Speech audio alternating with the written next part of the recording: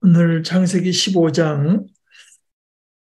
이거는 상당히 그 신학적으로 학자들이 말할 때 rich가 뭐가 많은 데가 돼서 함께 다 보기는 좀 어려울 것 같지만 그래도 일정한 본문을 한번 함께 제가 먼저 읽어보겠습니다. 이런 일들이 일어난 뒤에 주님께서 환상 가운데 아브라함에게 말씀하셨다. 아브라함아, 두려워하지 말아라. 나는 너의 방패다. 네가 받을 보상이 매우 크다. 아브라함이 여쭈었다. 주나의 하나님, 주님께서는 저에게 무엇을 주시렵니까? 저에게는 자식이 아직 없습니다. 저의 재산을 상속받을 자식이라고는 다마스커스 녀석 엘리에셀 뿐입니다. 주님께서 저에게 자식을 주지 않으셨으니 이제 저희 집에 있는 이 종이 저의 상속자가 될 것입니다.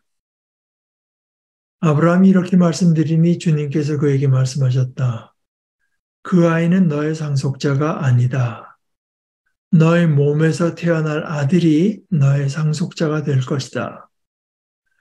주님께서 아브라함을 데리고 바깥으로 나가서 말씀하셨다. 하늘을 쳐다보아라. 네가 셀 수 있거든 저 별들을 세어보아라. 그리고는 주님께서 아브라함에게 말씀하셨다. 너의 자손이 저 별처럼 많아질 것이다. 아브라함이 주님을 믿으니 주님께서는 아브라함의 그런 믿음을 의로 여기셨다. 하나님이 아브라함에게 말씀하셨다. 나는 주다. 너에게 이 땅을 주어서 너의 소유가 되게 하려고 너를 바빌로니아의 우르에서 이끌어내었다. 아브라함이 여쭈었다. 주 나의 하나님, 우리가 그 땅을 차지하게 될 것을 제가 어떻게 알 수 있습니까? 주님께서 말씀하셨다. 나에게 3년 된 암송아지 한 마리와 3년 된 암염소 한 마리와 3년 된 숫양 한 마리와 산비둘기 한 마리와 집비둘기 한 마리씩을 가지고 오너라. 아브라함이 이 모든 희생제물을 주님께 가지고 가서 몸통 가운데를 쪼개어 서로 마주보게 차려놓았다. 그러나 비둘기는 반으로 쪼개지 않았다. 소울개들이 희생제물의 위에 내려왔으나 아브라함이 쫓아버렸다. 해가 질 무렵에 아브라함이 깊이 잠든 가운데 깊은 어둠과 공포가 그를 짓눌렀다. 주님께서 아브라함에게 말씀하셨다.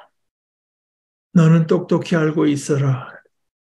너의 자손이 다른 나라에서 나그네 살이를 하다가 마침내 종이 되어서 400년 동안 괴로움을 받을 것이다.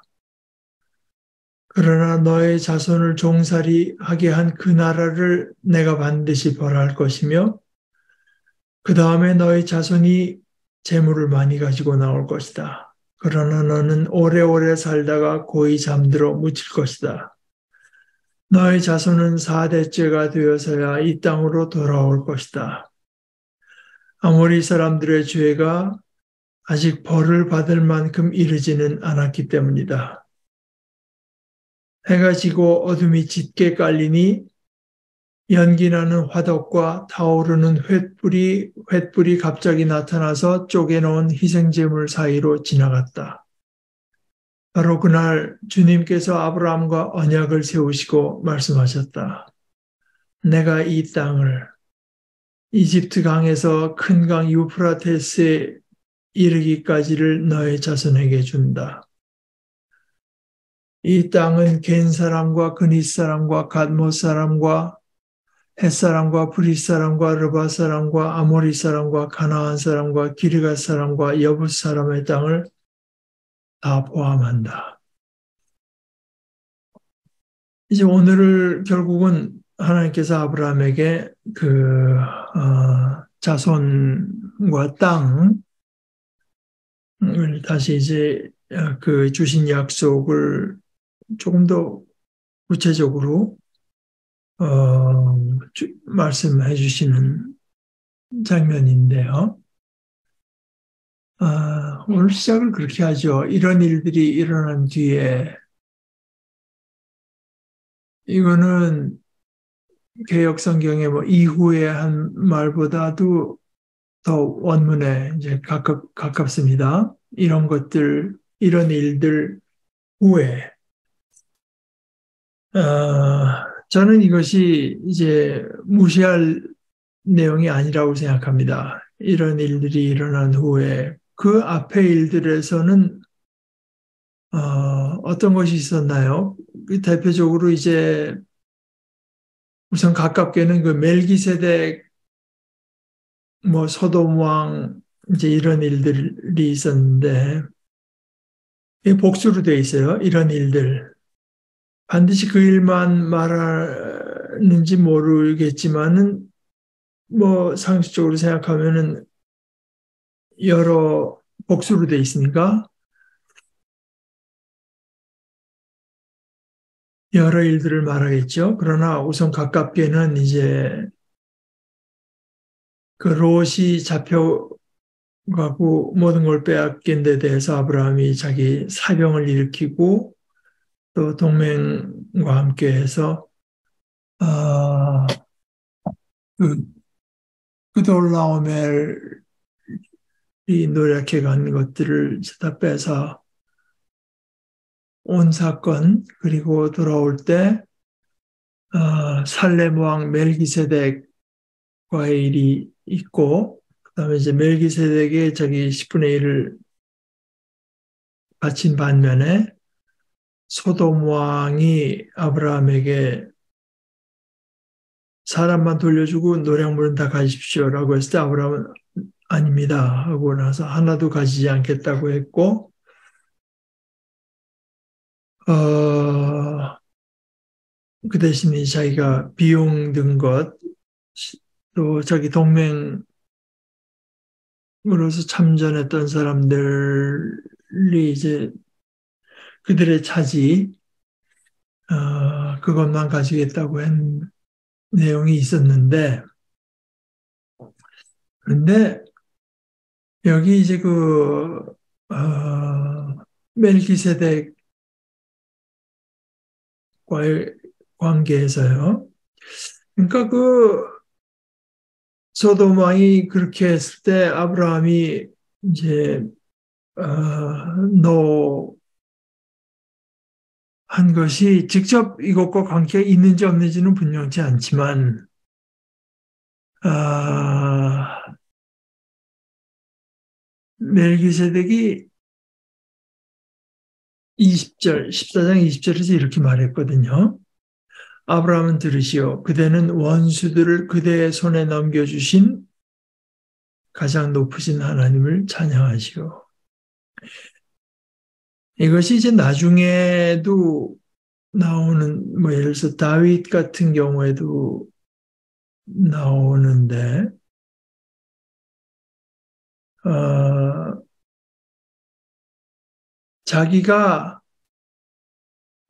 그돌라오멜 왕을 패퇴시킨 것이 아니라 그대의 원수들을 그대의 손에 넘겨주신 가장 높으신 하나님. 이것이 하나님께서 하신 일이라고 하는 것을 이제 어, 인정하면서 그 공을 자기가 차지하기를 뭐 거부했다고도 할 수 있을 것 같아요. 여기 뭐 본문에 뭐 뚜렷이 그런 내용은 없습니다.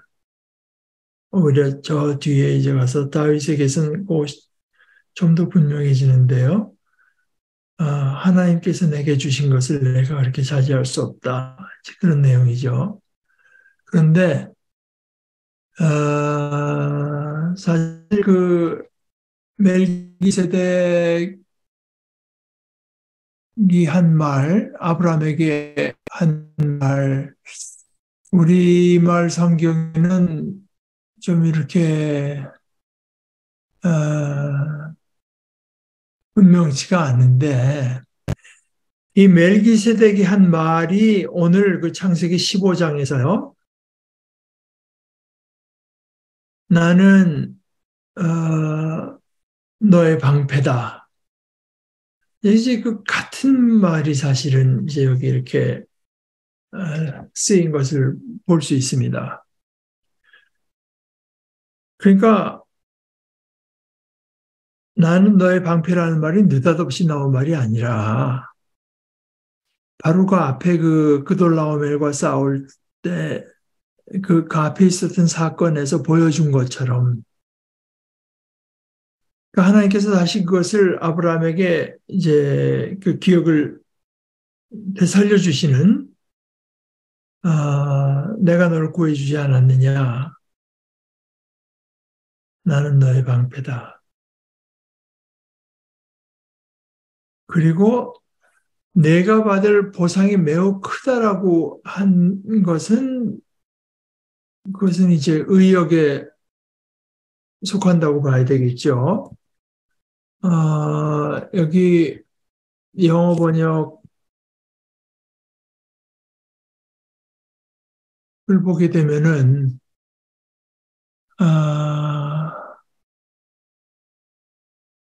그냥 나는 너의 방패다. 너의 상급이 아주 엄청나게 클 것이다. 이런 내용인데요.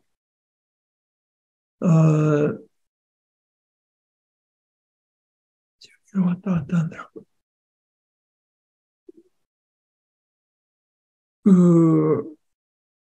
오히려 개역 성경은 나는 내 방패여 너의 지극히 큰 상급이니라 했는데 사실은 뭐 그것을 우리가 본문을 그렇게 꼭 해석할 필요는 하나님이 나의 상급이다 하는 그런 내용으로 이제 번역을 했는데 저희를 좀 재확인해 봐야 되겠습니다. 15장 1절이죠.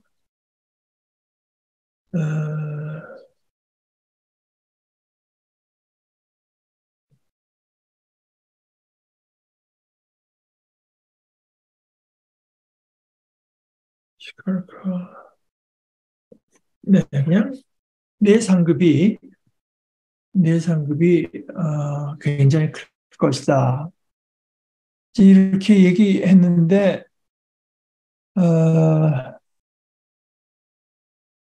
아브라함이 이제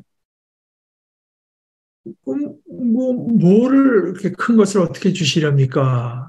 라고 하면서 이 문제는 제가 뭐 다 이렇게 늙었고 제게 자식이 없는데 이게 제게 상급을 크게 주신다고 한들 상속할 사람이 없고 하니 어, 이런 겁니까? 그러니까 그 종, 어, 그 엘리에셀 뿐입니다. 그러니까 아브라함이 이렇게 얘기하니까 하나님께서 그 아이는 아니다. 바로 그내 몸에서 날자, 내 몸에서 날자, 내 집에서 길린 자라고 아브라함이 말을 하니까 내 몸에서 날 자가 너의 상속자가 되리라.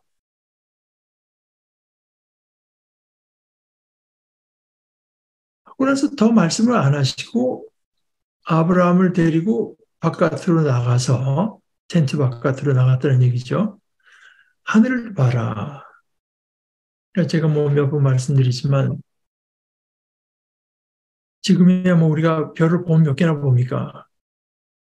그러나 지금도 이제 미국에서만 해도 소위 스타게이징이라고 하는 것이 있어. 뭐 사막으로 몇 시간을 차를 타고 가서 거기서 별을 보게 하는 그 활동이 있어요. 액티비티가 돈 내고 하는 거 있는데. 그러니까 사막이 아닙니까? 그러니까 뭐 조명도 없고요, 당연히. 그럼 뭐 얼마나 그냥 가득 찼을 거 아닙니까? 그 뭐 수만 개가 네, 눈에 보이겠죠. 지금이야 뭐 우리가 무슨 제임스 뭐죠? 허블 다음에 나온 거 웹인가? 그걸로 해서 뭐 엄청난 숫자의 별을 이제 보게 되었지만 어, 아브라함 당시에 물론 뭐 그렇게 볼 수 있었던 건 아니지만 하늘이 가득 들어찬 그 별을 보면서 하늘을 쳐다보아라. 내가 셀 수 있거든 저 별들을 세어보아라. 너의 자손이 저 별처럼 많아질 것이다. 제가 이번에 이 성경 기절을 다시 생각하면서 어쩌면 그 자간에 그대로 닮았다. 제가 이제 닮으셨다 이렇게 느끼는 것이 그 제자들이 예수님께서 자꾸 믿음 하니까 저희들에게 믿음을 더해 주십시오 하고 예수님께 나와서 말을 하니까 예수님께서 그때 뭐라고 말씀하시냐 하면은 너에게 겨자씨라고 하는 거는 뭐 보통 씨 중에서 커진 제일 작아보이는 씨인데 하늘만한 믿음이 있으면 이 산더러 옮겨서 바다에 던지우라고 해도 그대로 된다. 그게 뭐 거진 동문서답처럼 들리지 않습니까? 믿음을 달래는데 믿음을 더해 달래는데 너에게 겨자씨 아니 좀 이렇게 말하면 어떨까요? 누가 참 절실해서 뭐 가까운 친구한테 가서 10만 원만 꿔달라고 하는데 너 뭐야 은행에 한 1억만 있어도 집을 살 수 있다 이런 말을 하면 이게 무슨 놀리는 말도 아니고 거의 이게 좀 말이 앞뒤가 안 맞는 것 같잖아요. 그런데 이제 저는 바로 이제 그 예를 들어서 믿음을 주십시오 라고 할 때 예수님께서 그 말씀으로 제자에게 믿음을 주신 거라고 생각합니다. 믿음을 어떻게 주겠습니까?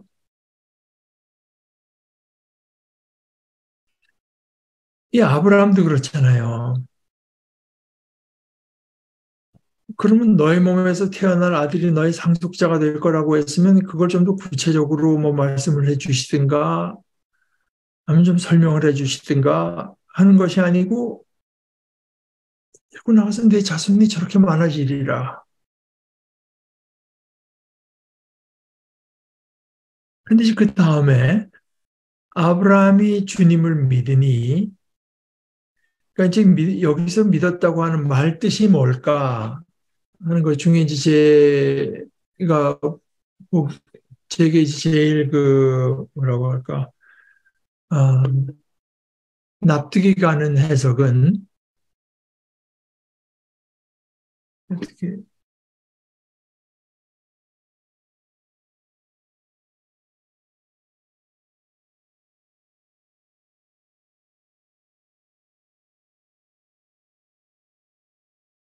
납득이 가는 해석은 이제 그 월튼이라고 하는 분이 얘기를 했는데 그 뭐 사전을 다 찾아보고 나서 한 얘기죠.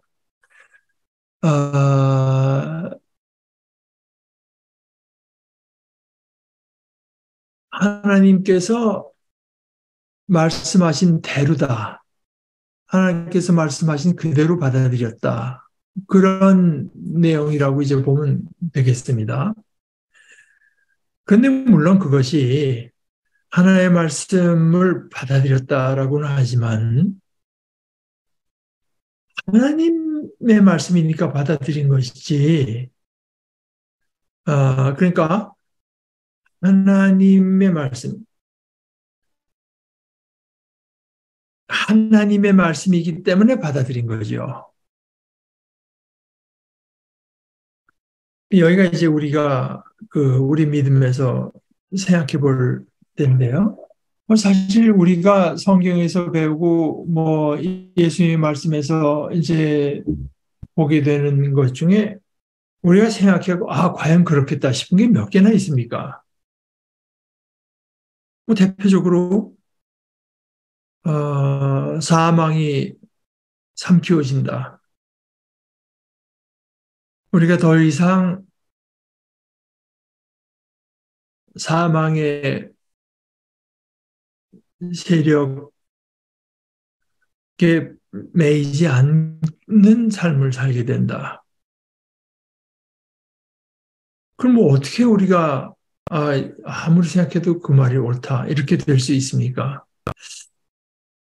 결국 주님의 말씀이기 때문에 우리가 그 말씀을 수용하는 거거든요. 받아들인다. 그게 이제 믿음입니다. 그러니까 그 말씀, 하나님의 말씀을 받아들였다고 하는 것은 하나님을 하나님으로 받아들였다고 하는 뜻이 당연히 되죠.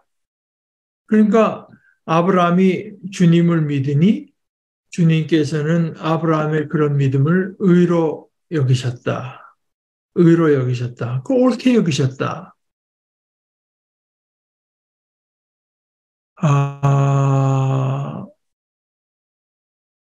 이제 하나님과 아브라함의 관계가 그런 어떤 그 신뢰, 믿음에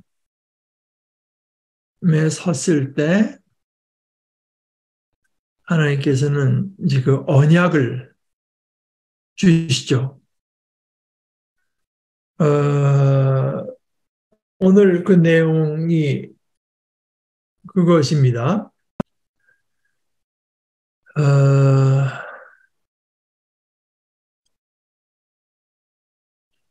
여기 너의 자손이 저 별처럼 많아질 것이다 하는 것을 가지고 이제 돌아가신 박창호 목사님 우리 교회에 와서 말씀하실 때 그 별의 개수 이런 걸 말씀하시면서 뭐 거진 몇 천억 개, 거진 1조에 가까운 별이 들어있는 성운이 또 한 1조 개 가까이 된다고 하니까 현재 우리가 관측 가능한 것만 해도 그걸 다 하나님께서 그냥 뭐 액세서리처럼 달아놓은 것은 아닐 것이고 그것들을 다 다스리려면 얼마나 많은 사람들이 필요하겠느냐. 아마 그렇게 받아들이신 것 같습니다. 근데 어찌됐건 하여간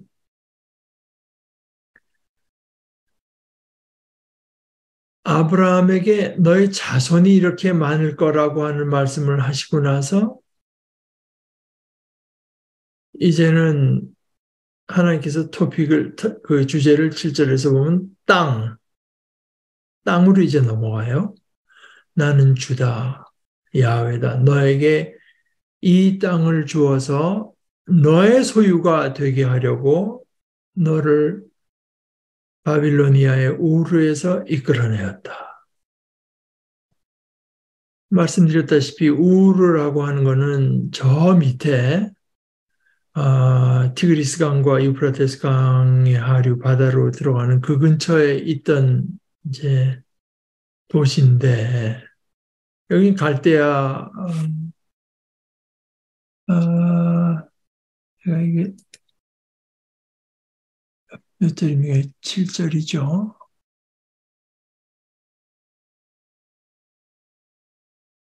그냥 원래 갈대아라고 돼 있는데 우리 말에 이제 번역은 걸 바빌로니아라고 한 것입니다. 그런데 우리가 처음에서도 살펴봤다시피 우르에서 나온 것은 아브라함의 결정이 아니라 아브라함의 아버지 테라의 결정이죠. 테라. 그러니까 이것이 아브라함에게서 시작된 것이 아니고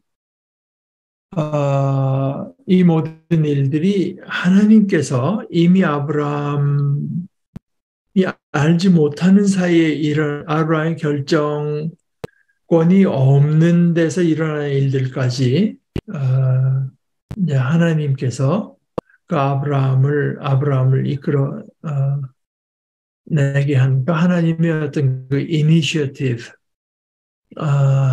그런데 거기에는 목적이 있었는데 바로 이 땅을 내 소유가 되게 하려고 이끌어내었다. 이건 이야기가 조금 옆길로 세는 걸 수 있지만 사실 이 땅이라고 하는 것이 제가 여러 번 여러분께 말씀드린 바지만요. 거의 그 팔레스타인 뭐 가나안 이쪽 지역이 얘가 참 괴로운 데거든요. 그러니까 저쪽 터키, 유럽 여기서부터 아프리카로 내려갈래도 글로 이제 가게 되고 또 이집트나 이쪽 아프리카 쪽에서 올라갈래도 글로 올라가요. 그러니까 요지입니다. 요지. 요지지만 자기네 아주 강대한 제국을 형성했으면 요지라고 하는 것이 이제 이쪽으로도 영향을 미칠 수 있고 저쪽으로도 자기 지배력을 넓힐 수 있는 중요한 좋은 자리가 되지만 뭐 약소국으로서는 옆에 그 엄청난 그 소위 슈퍼파워 기회 있을 때마다 한 번씩 여러분들 그 되새겨 보는 게 좋습니다. 슈퍼파워를 기억하는 제가 문장을 여러분께 말씀드린 적이 있는데 영어로 이제 eventually 결과적으로는 결국에 가서는 a Baptist preacher 그 진리교 목사 gets rich 진리교 목사는 부자가 된다. Eventually a Baptist preacher gets rich 해서 E는 이제 이집트고요. 그 다음에 A는 아시리아입니다. Baptist B는 바빌론이고요. preacher는 페르시아입니다. 이게 알렉산더 때입니다. 페르시아 그다음에 gets 그 그리스 페르시아 다음 저 페르시아가 알렉산더가 아니고 그 그리스 그때 이제 알렉산더입니다. 그리고 gets rich 로마입니다. 그러니까 이집트, 아시리아, 바빌로니아, 페르시아, 그리스 그다음에 그리스 이제 마게도니아죠. 그다음에 rich 로마. 이게 뭐 그 주위에 이런 엄청난 강대국들 사이에 끼어 있기 때문에 요지는 요지지만 본인들은 죽을 지경인 거죠. 여기서 쳐들어오고 저기서 쳐들어오고 우리가 저기 쳐들어가니까 너희 우리랑 동맹 맺어야 된다. 협박하고 뭐 계속 그런 일들을 이제 당하게 됐는데 하나님께서 하필이면 아브라함에게 이제 그 땅을 주시는 겁니다. 거기 뭐 하나님의 뜻이 있다고밖에 볼 수가 없죠. 아마 저쪽 갈대아 우르에 살았으면은 이 가족들이 평온하게 더 잘 거기서 이제 아마 세력을 넓히는 것이 더 편안했을지 모르지만 그러나 하나님의 목적은 이 아브라함과 그 후손에게만 있는 것이 아니라 그들을 통해서 그 주위에 온 이제 백성들까지 다 어떤 복된 삶으로 이끄시려고 하는 뜻이 있는 거죠. 물론 뭐 아브라함이나 아까 그것은 알 수가 없는 내용이지만은 그때 이제 아브라함이 묻습니다. 주나의 하나님, 우리가 그 땅을 차지하게 될 것을 제가 어떻게 알 수 있습니까?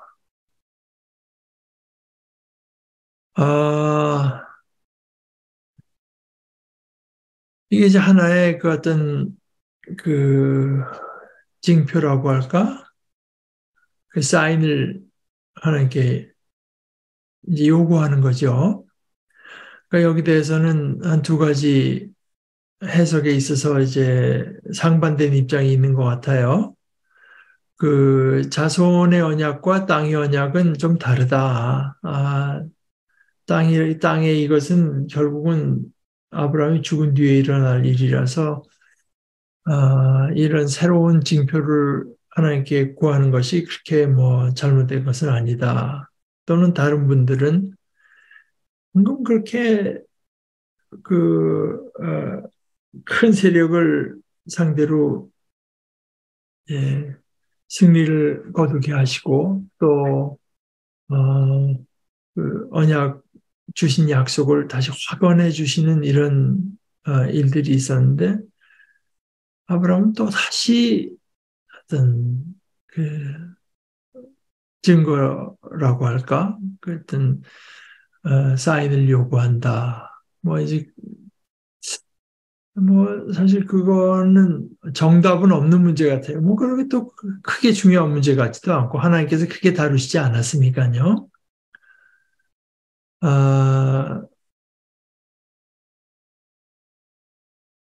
그럴 때 이제 하나님께서 언약을 새로 세워 주시는데 여러분 아시다시피 바로 이 아브라함이 주님을 믿은 것과 그리고 주님께서는 아브라함의 그런 믿음을 의로 여기셨다고 하는 말, 이것이 특히 우리 신약 성경에 와서 바울 사도에게서 굉장히 중요한 내용이 됐죠. 뭐 율법이라고 하는 건 여기서 그림자도 나오기 전에 이미 아브라함이 주님께 의롭다고 여김을 받았는데 그 이유가 아, 주님께서 말씀하셨으니까 하나님께서 말씀하신 것은 그대로 된다. 하나님을 신뢰해서 그 말씀을 받아들인 것, 그것이기 때문에 이것은 어, 아브라함에게 하나님께서 할례의 어떤 그 명령을 하시기도 전이고, 물론 저 뒤에 한참 뒤에 모세를 통해서 율법을 주시기보다도 훨씬 전의 일이라. 아, 이제 우리가 하나님 앞에 의롭다고 여겨지는 것, 그 하나님께서 너와 나의 관계가 이러면 됐다라고 인정해 주시는 것은 믿음으로 되는 것이지, 아, 무슨 그 우리가 그 뒤에 생겨난 어떤 할례를 받는다든가 뭐 율법을 지킨다든가 해서 되는 일은 아니다. 사실은 이제 이게 이 부분이 바울에게 있어서도 바울도 이제 이 부분을 언급을 하고 신약 성경에 보면 이제 야고보도 이 부분을 이제 언급을 합니다. 그런데 서로 강조점이 조금 달라요. 바울의 이야기는 지금 했고, 그런데 야고보가 한 얘기는 꼭 여기뿐이 아니라 저 뒤에 이제 그 이삭을 바치는 그런 모든 일들에서 아브라함이 하나님을 믿었대지만 그 실제로 그런 순종으로 나타났을 때 그것이 참 믿음인 거지. 뭐 믿었다고 하고 그 하나님을 의지하지도 않고 실제로는 삶에서는 또 순종하지도 않는다면 그게 무슨 믿음이냐? 그건 죽은 믿음 아니냐? 그것은 그걸 서로 간에 그 강조점이 조금 달라지는 거죠. 우리가 믿는다고 하는 것은 뭐 어떤 뭐 말이 그게 그 맞는 말이다 하고 그것을 인정하는 것만이 아니라 아, 거기 다시 말씀드리죠. 의지하고 순종하는 다시 말해서 믿음이라고 하는 것은 하나님과 우리 사이의 어떤 관계이지. 이게 이제 잘못되게 되면은 이제 이게 마치 어떤 그 부적이라고 할까? 그런 것처럼 될 수가 있죠. 그러나 최소한 여기에서 이제 나타나는 아브라함의 믿음이라고 하는 것은 주님께서 말씀을 신뢰하는 것입니다. 주님의 말씀을 말씀 그대로 된다고 하는 하나의 신뢰. 그것이 이제 그러니까 수용하는 거죠. 받아들이는 것입니다. 그러니까 오늘 이 부분은 우리 특별히 크리스찬들에게는 유대인들에게보다 훨씬 더 어떤 그 중요한 그 의미를 다 지니고 있는 부분입니다. 이 주님께서 하나님께서 이제 뭐 짐승들 다 갖고 오라고 해서 쪼개가지고 뭐 하는 이런 의식을 하는데 이게 뭐 의미가 뭘까? 네, 이것이 이제 그 예레미야서 34장에 이 비슷한 일들이 있고요. 또 그뿐만이 아니라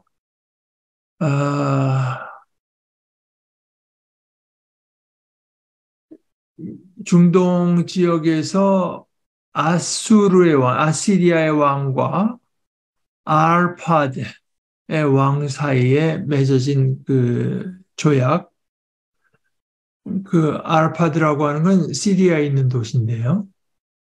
그 사이에 어떤 그 조약 내용을 보게 되면은 그들이 그 조약을 어떻게 이제 컨펌하느냐, 확인하느냐 할 때 하나의 그 예식을 치르는데 그때 그 짐승들을 잘라내고 또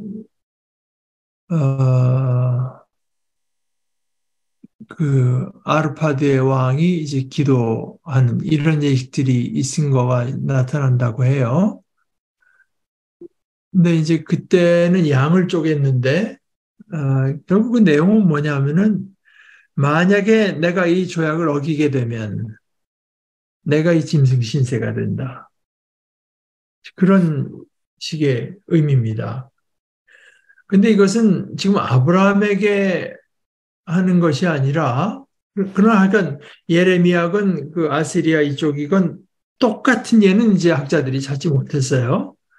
그러나 뭐 대충 그런 내용들을 볼 때 여기 희생제물 몸통 가운데를 쪼개서 서로 마주보게 하고 한 이 예식이 뜻하는 바는 그 언약을 어길 때 내 신세가 그렇게 된다. 내가 그런 벌을 받게 된다. 근데 이제 아까 말씀드렸던 월튼 같은 분은 뭐 하나님이 어떻게 된다는 얘기냐 그게. 그러니까 그건 하나님께 해당이 안 되는 얘기니까 그렇게 받아들이긴 좀 어려운 것 같다고 하지만 어, 물론 그분의 말씀이 일리가 있죠. 그 성서적인 확실한 근거가 있는 것은 없습니다. 그러니까 이런 이야기가 주어졌을 뿐이지만 우리가 기억하는 바로 무지개도 그렇잖아요. 그 하나님 편에서 무지개를 보시고 내가 너희와 맺은 언약을 이제 기억하겠다고 하신 건데 하나님께서 일방적으로 맺으신 언약이죠. 다시는 홍수 같은 걸로 멸절시키지 않겠다고 하는 언약인데요. 우리말로 무지개라고 번역돼서 이렇게 잘 연상이 안 되지만 레인보우 그때도 제가 말씀드렸는데요. 활이거든요. 활. 근데 활이라고 하는 것이 지금 그 생기가 이제 이렇게 휜 쪽으로 화살이 날아가지 않습니까? 휜 쪽으로. 휜 쪽으로. 그러니까 왜냐하면 구약 성경에도 이제 하나님께서 활로 보복하시고 이런 이야기들이 있기 때문에 그 무지개라고 하는 것이 화살이 그러니까 활이고 화살이라고 할 때 그 화살이 향하는 것이 하나님 자신을 이제 향하게 돼 있어서 뭐 꼭 그것이 이제 불가능한 해석은 아닐 것 같아요. 어, 하나님께서 언약을 세우시는데 하나님 편에서 그 언약을 어기게 되면 이제 말하기도 참 망령된 일이지만 하나님 신세가 이렇게 된다 하는 식의 이제 그런 그 언약 방식을 하나님께서 사용하신다.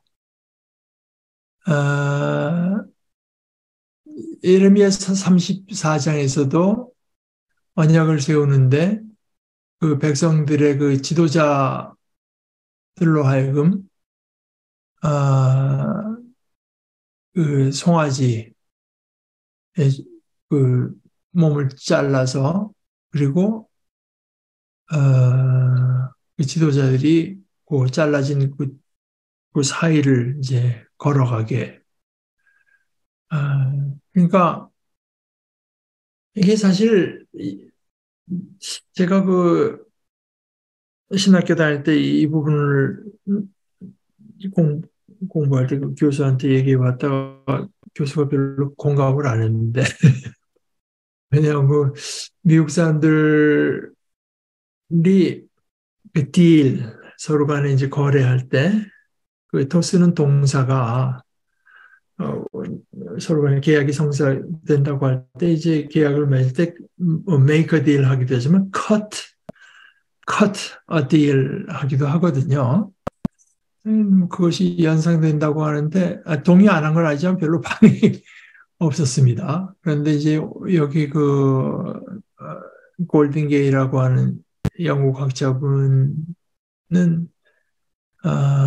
문자 그대로 하나님께서 언약을 God cuts a covenant 하신다. 뭐 이제 이렇게 상당히 굉장히 이제 인상적인 장면이죠.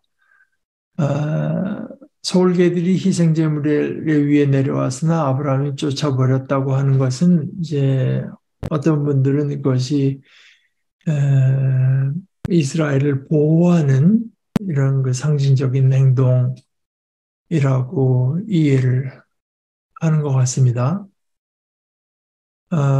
그리고 저 뒤에 17절에 보면은 횃불, 화덕과 횃불, 이제 이것은 영어로는 torch하고 오븐인데요. 이것은 중동 지역에서는 어떤 그 신들을 이제 가리키는데 여기서는 그것이 하나님을 가리키는 것으로 되면서 아마 그 뜻은 정화한다는 뜻이 이제 그 있는 것 같다. 그런데 하나님께서 사실은 이방신들, 신이 아닌, 참신이 아닌 그런 그 신들과 관련된 것을 이제, 어, 하나님 자신에게 적용시킨 것은 아마, 성경에서 아주 흔치 않은 예인 것 같다. 하고 있는 거죠. 그리고, 아브라함이 뭐 사실 그 어떻게 해서 잠이 왔는지 모르지만 해가 질 무렵에 아브라함이 깊이 잠들었다. 그것도 참 이해가 안 가는 장면인데 하나님과 이제 엄숙한 지금 뭔가가 벌어질 때 그러니까 이것은 하나님께서 내리신 잠이라고 봐야 되겠죠. 그러니까 아, 하나님께서 특별하게 이런 모습으로 나타나실 때 인간이 감당할 수가 없거든요. 잠든 가운데에서도 깊은 어둠과 공포가 그를 짓누르니까 하나님의 그 임재 오심이 이제 그런데요. 그런 가운데 이제 아브라함을 그런 의미에서 보호해 주시면서 말씀하시는 것이 너는 똑똑히 알고 있어라. 잠들었다는데 그러나 깊은 어둠과 공포가 그를 짓누를 때 이제 그 자손이 어떻게 된다고 하는 언약을 주시는 것입니다. 그러니까 이것은 하나님께서 인간을 찾아오시고 인간 앞에 자신을 드러내실 때 인간의 모습이라고 하는 것은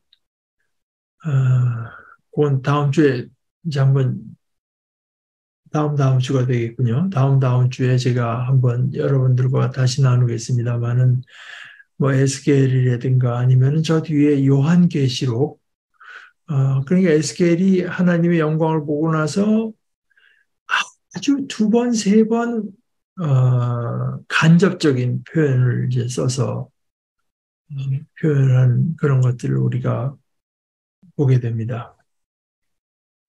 우리가 다음 주 15장을 한번 다시 오면서 내용을 다시 나누도록 하십시다. 오늘 거기까지만 하고 우리 기도하시고 마치겠습니다. 하나님 우리 아버지,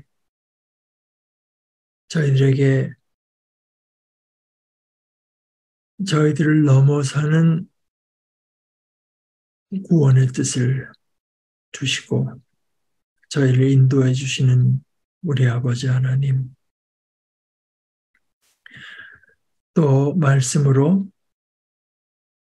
또 어떤 때는 그 말씀을 거듭해서 들려주심으로 저희들에게 믿음을 일깨워 주시고 저희들이 그 믿음에 반응할 때 그래서 아버지를 신뢰하고 아버지의 말씀을 받아들일 때 그것으로 기뻐하시고 바로 그것으로 저희를 옳게 여겨주시는 아버지 하나님, 저희들이 이렇게 말씀을 나눴는데 이 말씀이 저희들에게 믿음을 더하는 살아있는 말씀이 되기를 원합니다. 주님께서 성령으로 역사해 주셔서 저희들에게 믿음을 더해 주시고 아버지께서 저희들에게 주시는 저희 인간으로서는 도저히 상상할 수 없고 짐작할 수 없고 심지어 받아들일 수 없는 그 놀라운 은혜와 약속의 말씀들을 저희들이 받아들이는, 그래서 아버지께서 뜻하신 그 복된 자리에 들어가고 복된 자리로 나아가는